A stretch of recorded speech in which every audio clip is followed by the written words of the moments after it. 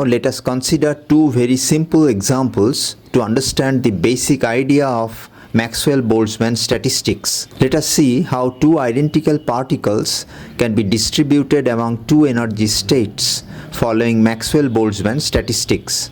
Maxwell Boltzmann statistics or rules can be applied if system is at high temperature and has low density, in which particles have high energy and are well separated. Particles can be labeled. Let us denote the two identical particles, one by a red ball and the other by a blue ball. Let the energy states be E1 and E2, E1 being the lower energy level. In how many ways can we put the red and blue balls in these two states? Put the red ball in E1 and the blue ball in E2. We get one configuration denoted by 1. We can also put the red ball in E2 and the blue ball in E1. This leads to configuration 2. We can also put the two balls in the same state. Hence we get configuration 3 by putting them in E1, and similarly configuration 4 by putting the two balls in state E2. So we get 4 configurations.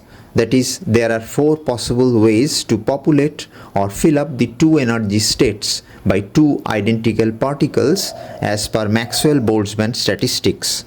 We now consider how two identical particles, namely the red ball and the blue ball, can be distributed among 3 energy states denoted by E1, E2 and E3 following Maxwell Boltzmann statistics, E1 being the lowest energy state while E3 is the highest energy state.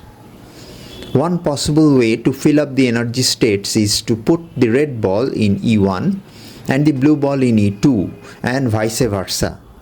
Or put the red ball in E2 and the blue ball in E3 and vice versa.